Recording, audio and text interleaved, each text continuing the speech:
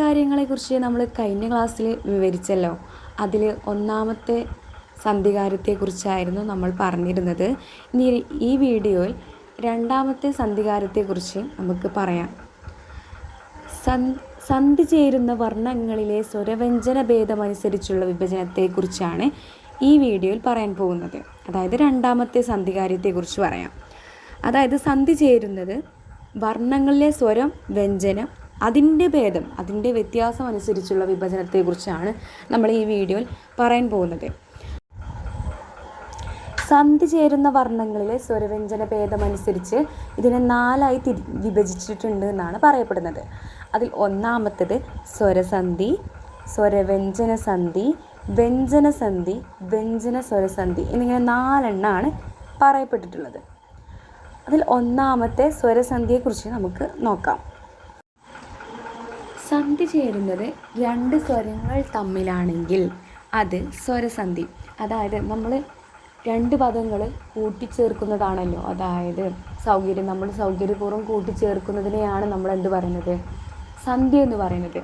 അപ്പോൾ ഈ കൂട്ടിച്ചേർക്കുമ്പോൾ അവിടെ 2 സ്വരങ്ങളാണ് ഉള്ളതെങ്കിൽ, 2 സ്വരങ്ങൾ തമ്മിലാണ് കൂടിച്ചേരുന്നതെങ്കിൽ അവിടെ എന്ത് പറയുന്നു, സ്വരസന്ധി എന്ന് പറയുന്നു. അപ്പോൾ നമുക്ക് ഉദാഹരണം നോക്കാം. വല പ്ലസ് അല്ല, വലയല്ല. മഴ പ്ലസ് ഉണ്ടോ, മഴയുണ്ടോ.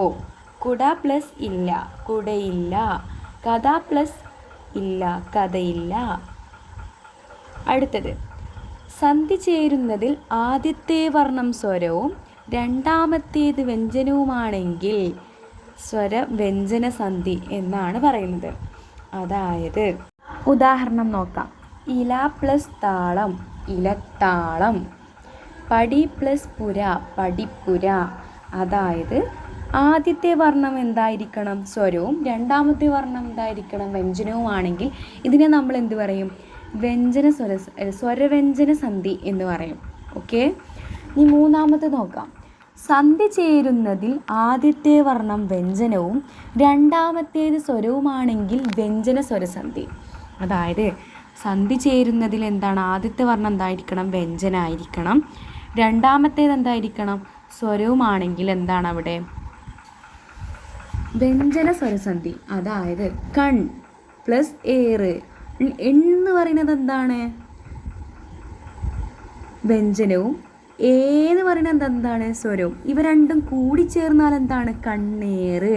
അപ്പോൾ നമ്മൾ അവിടെ എന്ത് പറയുന്നു, വ്യഞ്ജന സ്വരസന്ധി. അതേപോലെ തന്നെ കാൽ പ്ലസ് അടി, അവിടെ എന്ന് പറയുന്നത് എന്താണ്, വ്യഞ്ജനവും എന്ന് പറയുന്നത് എന്താണ്, സ്വരവും. അവ രണ്ടും കൂടി ചേർന്നു. അപ്പം നമുക്ക് എന്ത് കിട്ടി, വ്യഞ്ജന സ്വരസന്ധി എന്ന് കിട്ടി.